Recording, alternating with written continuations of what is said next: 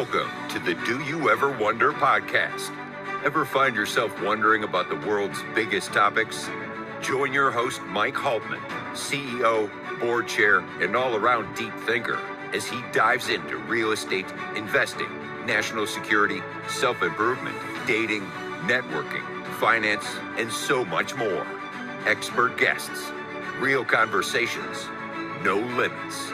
Hit subscribe and get ready for insights, surprises, and conversations that will make you think. The Do You Ever Wonder podcast starts now. Hi, everyone. This is Mike Haltman. I will be your host today. And today we have a fantastic guest. I feel like I've known her forever. Madeline Summerville. Welcome. Thanks so much for having me.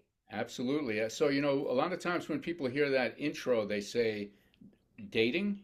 What do you do with dating? And actually, I actually had two sisters on who created a dating website based solely on AI that just analyzed your face. And Your face? Yes, you just upload a picture of your face. Somehow it analyzes it and supposedly puts you together with people who are somewhat compatible. Okay, so is there a theory that certain faces are compatible with other faces? I don't think it's the face per se. I think there are certain parts of your face that are maybe a portal into your soul. I would absolutely agree with that. Yeah. That I would for sure agree with. But as a jury consultant, I've used my empath skills a lot. So you can kind of see how much somebody is authentic with how they present themselves. And there are little windows throughout, like all across the face. So that's true. Yeah, so it's interesting. I never did upload my face because I don't know that my wife would have liked it, but whatever. It was very interesting. But in any event, Madeline is a political commentator, a legal commentator, and I saw Madeline on Fox News, and I was struck by it was her first time, Mhm. and I was struck by the fact that she was incredibly even-handed Thank you. in terms of the way she approached politics. So often we watch pundits from one side of the aisle or the other, and they are just, it's sometimes incredible to see how they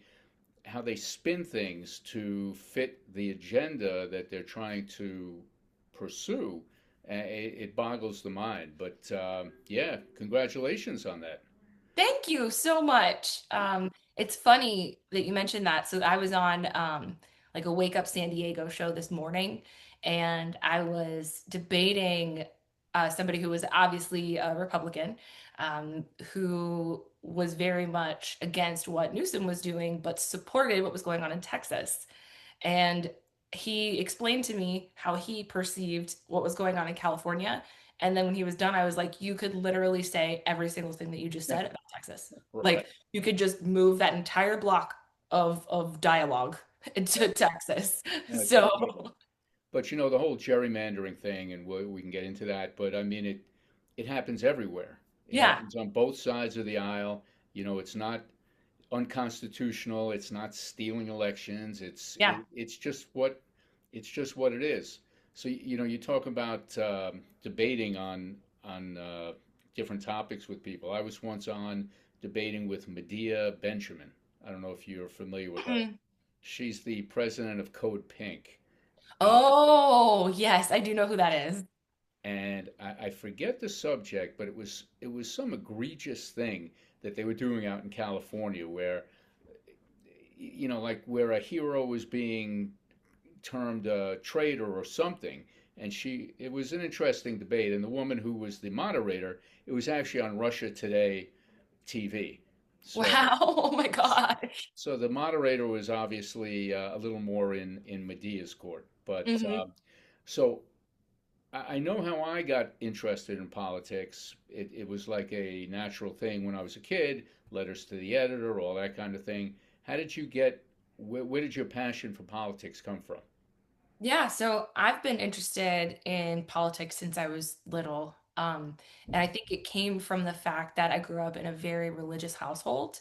And I went to an Orthodox Jewish day school growing up. And I heard all the time how lucky we were that this generation of Jewish people gets to learn freely in this country, and as a country in the world, after what happened to our grandparents, like kids of my generation, what happened to our grandparents and great grandparents. Um, and so religious freedom has always been a really important issue for me. And so my mom actually converted to Judaism. And before that, she was Pentecostal, which is like a very fundamentalist evangelical Christian. Right. So, and she did the full Orthodox conversion, but she still had a lot of those teachings kind of plaguing her, that are really difficult to get away from. And one of those was about gay marriage. And so I remember being 10 years old and arguing with my mom about gay marriage and saying, like, well, your issue with it is religiously based, and we have religious freedom in this country. So I don't understand why you think there should be a law against it. It doesn't make any sense to me. And so I remember being like the kid that would stay with the adults after dinner and argue about it. I just like it was like an itch I couldn't scratch in my brain, just like something I could never reconcile. And then when I was in law school, I only went to law school because I knew that I could read and write. That was my thing. But I didn't know exactly what I wanted to do with it. And I thought I'd get into policy. And I was working in child welfare. And at the time, I needed to make money for family. So I took a job making money that was not in child welfare. Um, and then It's when I not a lot of money in child welfare. not a lot of money in child welfare. And then when I turned 30, I kind of started my life over and I started working as a jury consultant. Um, and that's a whole other story too. But basically, I learned as a jury consultant persuasion and what words are going to work with people and how to resonate with an audience. And then I ended up working as a speechwriter for the Senate Democratic Caucus in Georgia. And I took a very strategic approach to working with them, and I was desperately frustrated because nobody would take my advice, and we were just playing defense. And my goal was to try to get us on offense, and nobody was willing to try, except for one person, and one person alone wasn't going to kick it. So I kind of took it into my own hands to start using my own words rather than giving them to somebody else to say. And I got lucky because Donald Trump's trial was here in Georgia, That's right. and Scripps News needed a jury consultant, and at the time they were here in Atlanta, and so they called me to come in, and I started working as a legal commentator for them, just volunteer basis. And then MSNBC called after that, and I started working with a girlfriend of mine who was a news reporter because I liked it. I felt like I was teaching people things. And I loved when I would leave the studio that people would say, every time you come here, I learned something new. And that made me feel so good.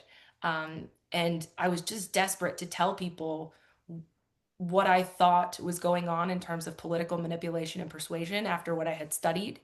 And so I gradually moved into politics, which was easy because it was all during the election time. Yeah, And that would now be easy. yeah. So now I got an agent and I have been working as a commentator ever since. That's fantastic. So just back to and I appreciate the fact that you are a religious Jewish woman. Mhm. Uh, do you have okay, much better. Yeah, there you Much go. better. So, I have focused recently on anti-Semitism and the college campuses. And, you talk about how your parents told you that you were lucky, that, you had the freedom to do what you wanted. Meanwhile, 75, 80 years later at Columbia, Jewish students are being held out of class by gangs of marauding, hating mobs. And it's very disturbing. And, particularly in light of, you look at what's going on in New York now with Yeah. mayoral candidate Zohran Mamdani, who, I mean, for all intents and purposes, I guess he would be called an anti-Semite. I'm not, Problematic. He's very problematic. he is, but he's got like an 80%. He's problematic in a lot of levels, but the surprising thing is how Jewish people fall all over themselves to vote for him And, back in the day for Obama, who was not exactly a fan of Jews or of Israel. And I find it very surprising. So you as a Jewish woman, how do you reconcile what goes on? Yeah, that's a really fair question and something that I've had to work to reconcile so that I could communicate myself about it. So when it comes to like the Zionist aspect of it, I think that my party, especially people who were not raised by people who were in the Holocaust, which would be my generation and under, um, and I guess Gen X too, the boomers were raised by people who were in the Holocaust. They don't understand that these are people who are indigenous to a certain land. And it's kind of funny because the left takes up the cause of indigenous people all the time. Um, and they don't they don't understand the history behind it. And they're fine with the hypocrisy of us claiming this land. But the way that I reconcile it is just by taking a human rights approach to it. My favorite president is Jimmy Carter. And so I very much take a Jimmy Carter approach Is to that hopefully that's just because he's from Georgia?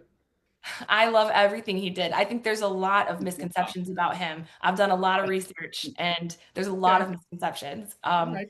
But Obviously, essentially, we disagree on that point, but okay. yeah. But essentially the reason I love what he did was when he was president, he brokered peace between Egypt and Israel. And he was arguably at the time the person who had done the most for Israel in the world. Um, and 10 or 11 years later, he was still kind of functioning as an ambassador for Israel, trying to make peace because he was a huge friend of Israel. And then one time he went and he saw that money that was coming from the UN that was supposed to go to refugees was being siphoned through the Israeli government. And he came back and he told the truth about what he saw. And the Jewish communities abandoned him. And it was very quick. They were very quick to, on all sides, to call him an anti-Semitic. The person who had done arguably the most in the world for Israel. And so I think there's room for people to say, I don't agree with the way that people are being treated. I don't agree with killing civilians in order to get to Hamas and the way that they're doing it in Gaza. But I think what they did in Iran was great. I think it was extraordinary what Mossad did. I think that Israel has a right to defend itself. I think that the hostages need to come home. I just want babies to be able to grow up safely. I just want people to be able to eat, Well, right? And I that's know that there've been a lot of misconceptions about the starving and the things that have happened, and the news has done a horrible job of communicating it. But at the end of the day, I just want peace and I want people to be treated like people. well, I think the media can't take the Hamas media organizations' assessments of what's going on at face value, which they seem to do. But the I think Israel has, as always, has gone out of its way to try and mitigate civilian damage. Unfortunately, Hamas uses its civilians. See, the whole PR, the public relations of Israel, Yeah, how they pursue public relations is horrendous, horrendous. and how the other side just plays it like a fiddle. Hmm. It's incredible. One thing that people don't realize when they're trying to analyze what's going on in a political situation is that most of the time people are 6 steps ahead of us. And a lot of people are not giving Hamas the credit of planning this, right? Of knowing that they were going to put Israel in this difficult position. There's so much money that was given, perhaps the money that Jimmy Carter was advocating for at the time, that was years and years ago, right? To build up the infrastructure of a Palestinian state where they could have a two-state solution. They built tunnels underground under hospitals instead. Right. And and that doesn't mean that their people deserve any less. That doesn't mean that their people Of are worth less course. as humans. Of course. No, I, So, I agree with yeah. that. Yeah. So, I mean, that's the distinction there. That I think it's the value of there's nothing more important than recognizing the humanity in another human being. And I think I, that's of the utmost importance. I can't disagree, but I hearken back to World War II, where, the civilian casualties were immense, Hmm. but it was war. And who was it that said war is hell? Was that Patton? I think Somebody. it was. I think it was. And civilian casualties is horrendous. I mean, there it was just flagrant and you know, bomb anything and anything. But Yeah. I do think Israel makes a reasonable attempt to try and mitigate the civilian death. But I hope they do, but the reports that we've heard from doctors there were that people were getting shot just getting aid and getting food. And if that's the truth, and then that's horrendous. And I'm not going to rule agreed, it out until I know it for sure. agreed. Unfortunately, in the fog of war, there's in normal times there's three sides to every story, and when you're dealing with a terrorist organization, I mean, there's probably 19 sides to every story. But you brought up the two-state solution. Hmm. Do you honestly believe that a two-state solution is in any way possible when you're dealing with terrorists? I think it was 30 years ago. I Okay. think it maybe isn't now. Um, and this is another thing that the people in my generation do not understand, which is that Hamas and the people in Iran that are supporting Hamas and all the people who are of this specific ideology, I'm not saying Islam in general, I'm saying like this faction of it, are willing to let as many of their people die as will. They are not concerned with human life. It's And almost the it's more the merrier. it's not it's not registering to people here that are fighting against Israel that it's just not like how do you fight with terrorists who are okay with killing their own people? That's always amazed me when our politicians who need to show that they're doing something want to sit down at a negotiating table with terrorists. Hmm. It's like, how can you negotiate? Just the phrase negotiate with terrorists it's factually it's an oxymoron. Yeah, for And sure. a two-state solution is everything, and that's what the politicians in this country are all in on, and that seems to be the thing. But you were happy with Jimmy Carter's approach to Israel. Hmm. Now take Donald Trump, and in his first term, the Abraham Accords, which was a pretty solid step towards coming to some kind of not peace, but a Step in the right real, direction. yeah. So is now Donald Trump your favorite president? Donald Trump is about to make the Gaza Strip like Trump Plaza 2.0. Okay. That's what he's gonna do over It'll be there. He's got his Macau. own It'll business be interests. Macau on the Mediterranean Sea. He's got But his own uh, interest that he's working on over there. agreed. Yeah, no, it's interesting. It's interesting. So, getting back to politics a little bit. So Yeah. you are a Democrat, Hmm. and I'm curious what you think of the direction that the Democratic Party is on right now, where it seems that the boat is being steered from the far left, and what you think that means for the future of the party. I watch, and it's the same in both parties, but when I watch TV and you have the gaggle of politicians behind the one guy making the announcement, and they're all like ancient. They're all like 90 years old, and it's like it's crazy. And Yeah. I can see the somehow the draw of the young Hmm. of the far left. But what do you think about that? So I have a strong instinct that it's not that the Democratic Party is leaning socialist. I think it just is hungry for something different, for change, because they put their trust in a party that failed them. And I think that just like MAGA folks felt 12, 16 years ago, where they were saying, we just need a change, we just need something different, I think that's where Democrats are now. And that socialist policies are the only thing that are on the menu. I think that's the issue because and you can call me an idealist. I am totally okay with that. But I have this fundamental belief that when a person hears the truth and recognizes it as such, that they'll believe it every time.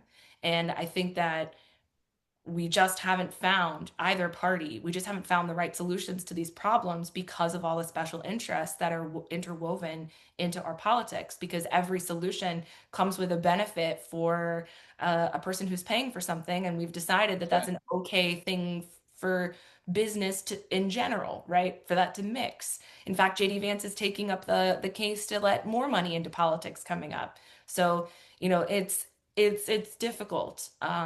Is difficult, but I think it's not necessarily that the Democrats are leaning socialist. I think they're just as conservative as they were when Obama was president. I think it's the exact same. I think the issue, and I'm sure that there are young people who are outspoken, just like there were when it was Occupy Democrats, right? It's not different. It's just the only thing on the menu.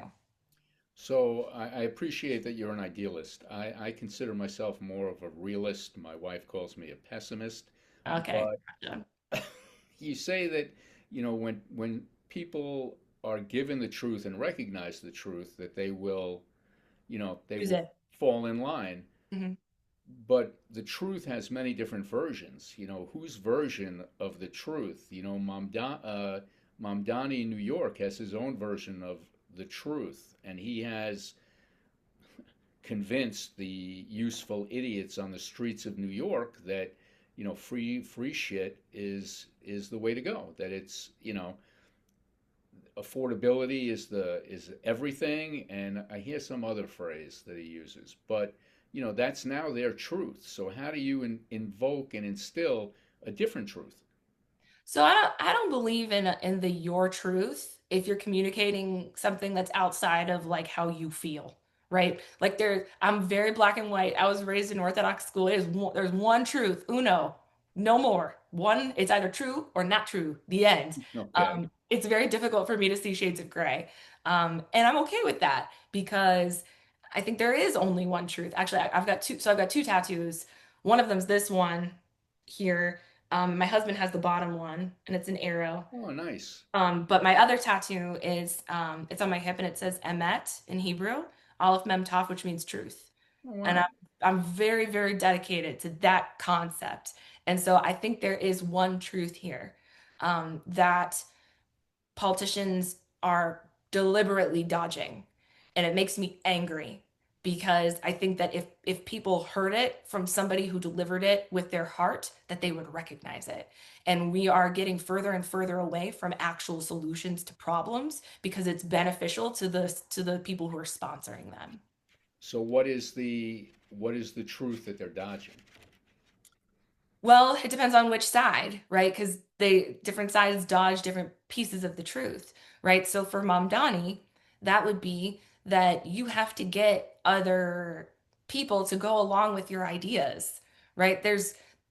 I believe in an infrastructure for people and in a similar way that he does. I don't believe it for grocery stores. I have a great idea for grocery stores actually, or for food deserts specifically, but nobody wants government cheese. Don't pretend like you do. And this generation doesn't know about government cheese. I married a guy who's 22 years older than me, so he makes jokes like that all the time, right? So I hear about that and I understand it, but this is not this is not a one-man show. You have to get people to go along with you. And I'm not saying compromise. I'm not saying if you truly believe that this is the way to do things, then you have to convince people because nobody wants to be the most unreasonable person in the room. Everyone wants to be the most reasonable person. And when you call someone out on that, it's very difficult for them to fight back with you. So I think that's the piece that they're missing is that this is not a vacuum. This is like the most important economy in the state, right? And perhaps one of the most in the world. Yeah. And they're missing this point here. Now, again, I'm not saying kowtow to business. I think that the Democrats have lost because they've compromised their values so much. I think that the Clintons kind of led that with the compromise. So that's not what I mean. I just mean don't ignore things that are real, right? Like there was a crisis at the border. There was always a crisis at the border. We just pretended like that wasn't true. It was always true, right? And so I'm a huge supporter of trans rights, huge supporter. But when I say that it doesn't make sense for men to be in women's sports, I'm not denying someone's choice of gender. I'm just evaluating their muscle capacity, So right? That's a truth. So those are to use a phrase that's overused, that's an 80-20 issue. Right. Transgenders in women's sports or in women's locker rooms, that's an 80-20 issue, and yet the Democrats seem to fall all over themselves to go on. The same thing with crime in the streets, and like the Boston mayor yesterday, ICE will never come into our city, or in D.C., where apparently they have curbed crime. Hmm. It's like, what is your aversion to curing a crime problem? And So I think the way that that question is framed is absolutely the way that it's been framed in the media. And I know because I've been on Republican news for the past 2 weeks, right? So or just like right-leaning news, because they're saying like, why are you upset about curbing crime? And this is the problem with the Democrats' messaging, because they think, right, and I know this from experience from posting TikToks where, like, for example, I posted something about Jillian Michaels, and her comment about the slavery thing. People were like, why are you even addressing her? Why are you even paying attention to it? It's like, because she has a following and because people believe what she's saying, right? People believe now, because this is the talking point, that Democrats are okay with crime, which is nonsense. So you have to address the issue, right? The problem is first of all, they have to admit that they were wrong by not addressing crime in the way that they should have. And I am not a liberal who will die on the hill of prisoners' rights. Some other liberal can take that up. I've worked in child welfare.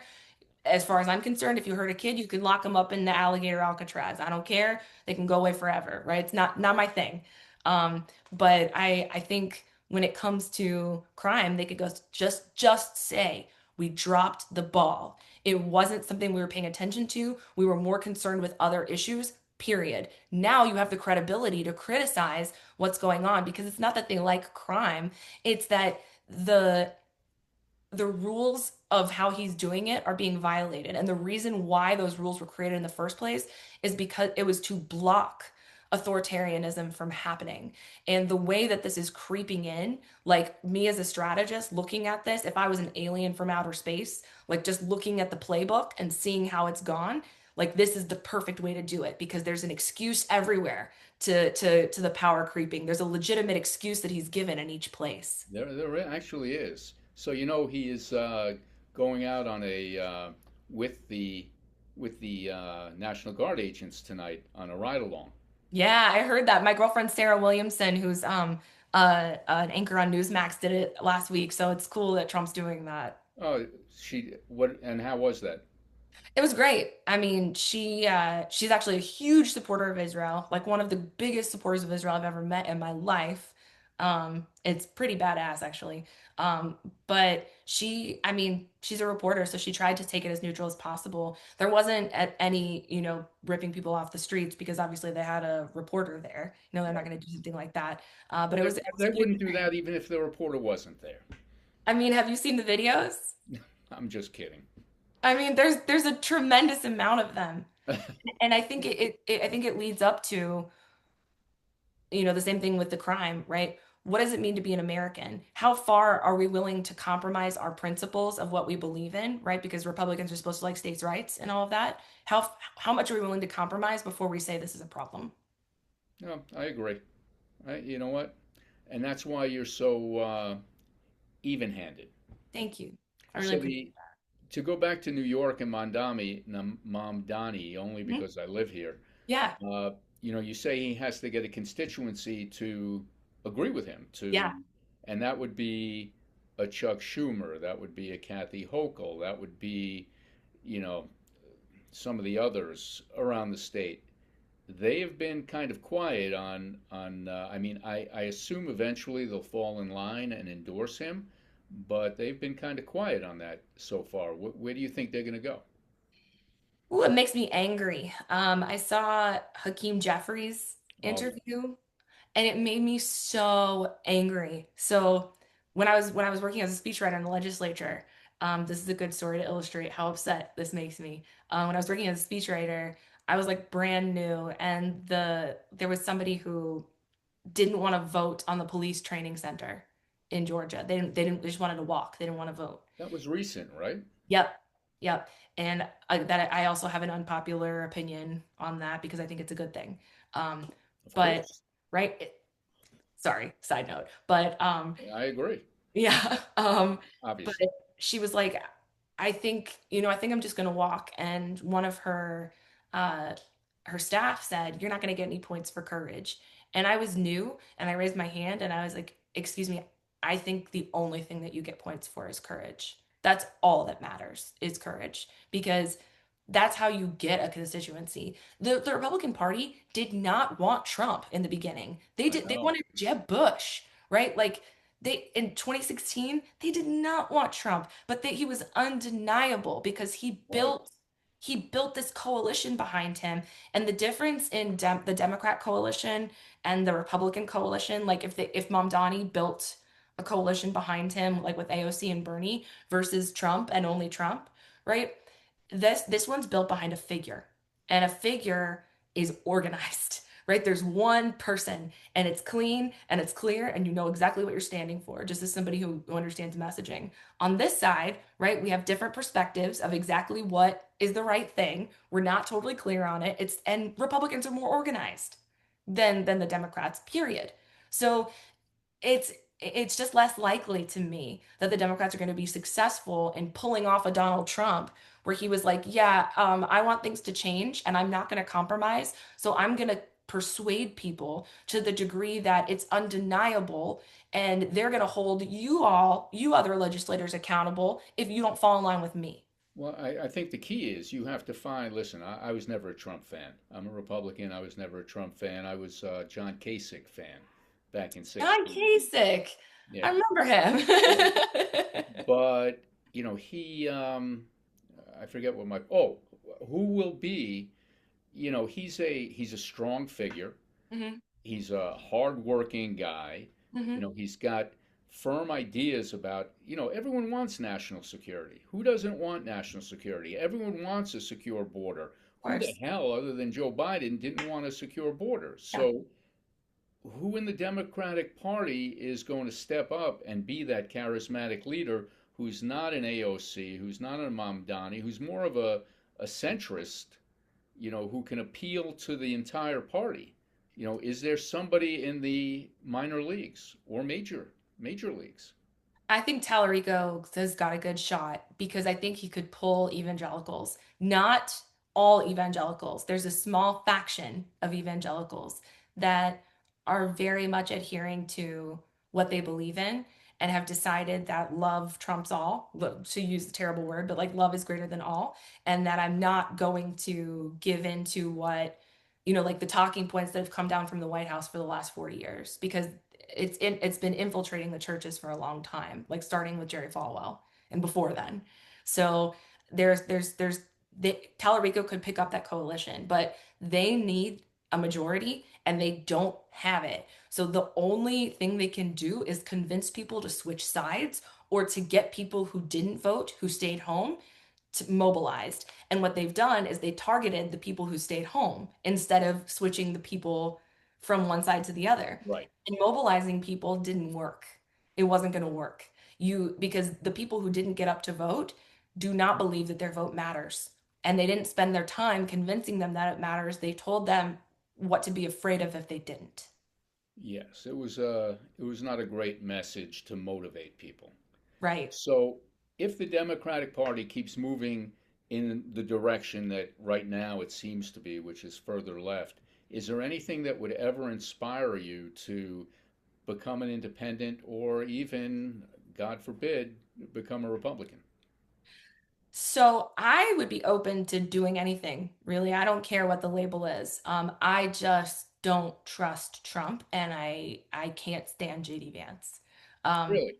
and there's a very specific reason why I don't trust Trump because there are some policies of his that I've totally been behind because I will approach it with an even I don't have Trump derangement syndrome. So I'll give him credit. Like if his personal goal was to become president to get the Nobel Peace Prize and make peace, go for it. Like congratulations. That's a wonderful goal. I would be and Yeah. I think he just solved like 6 wars. Guys, just take the W and keep walking. Yeah. Like So I give him credit where credit is due. I think his housing policies during his first administration were fantastic. It makes sense. He's a builder, you know. But there's one thing that he's done that will make me never trust him no matter what he does. So I don't trust his motives. What is that one thing? So, um, he has spent the last 12, 15 years, right? But mostly within the last 5 or 6, convincing people, right? Repeating over and over again the same trope, which is that illegal immigrants are murderers, rapists from mental institutions. And he says it over and he says it every single I did research to Are you, figure out whether there had been any time when he didn't follow it up, right, with their murderous rapists coming from mental institutions. And I couldn't find a single one. And I encourage somebody to find it for me if they're listening to this, because I couldn't find a single one. And as somebody who studies persuasion tactics, if I were trying to tell him to convince people to be afraid of illegal immigrants, that's exactly what I would tell him to do. I would say every single time you say illegal immigrant, I want you to say rapist, murderers. And the fact is that illegal immigrants who commit violent crimes, no, I'm sorry, not even commit, who are even arrested for violent crimes in this country is a fraction of 1%. It's less than 1%. So when you spend your time, every single time you say illegal immigrant, you follow it up with a characteristic that's only a fraction of 1% of those people, you know what you're doing and you're dehumanizing them. And I well, can't trust somebody who dehumanizes people. it's funny you should be saying that. I used to write a political blog. Um, I don't like seeing some of the things that I wrote, but are you familiar with Saul Alinsky? Mm-mm. I've heard the name. So he wrote a book, the I think it's the 12 Rules for Radicals. He was a community organizer, Cool. and one of those rules is if you, I mean, to paraphrase, if you say something loud enough, long enough, repetitively, people will come to believe it. And Yeah. again, we're on different sides of the political spectrum, but I know from watching the election, the Trump voters were vilified every single, and I forget some of the tropes Hmm. that were used every, and it's funny because I don't know if they send out a sheet every morning with Right. talking points, but every single person says the exact same thing Yeah. over and over. And it's funny how you see it on this side and look up Saul Alinsky. I will. You'll find it very interesting.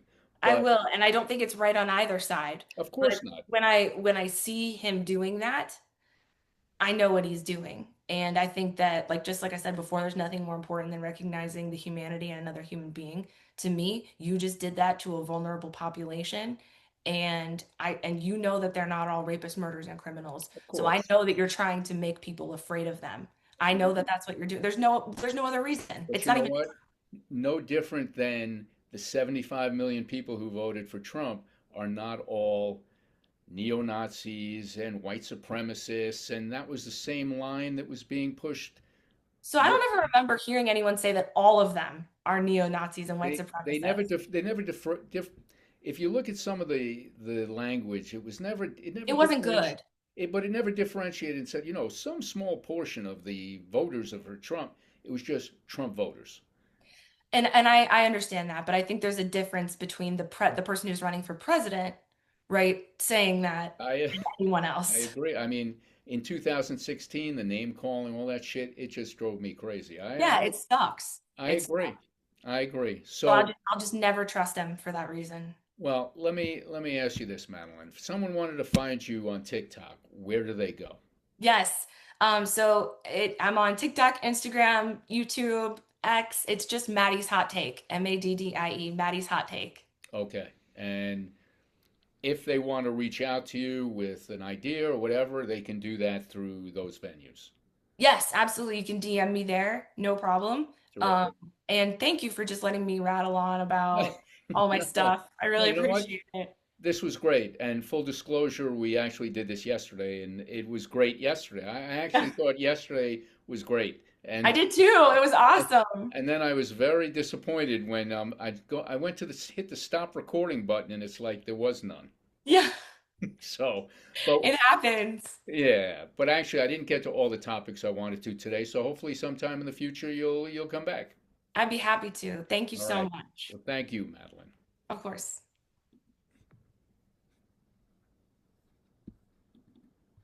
Thanks for tuning in.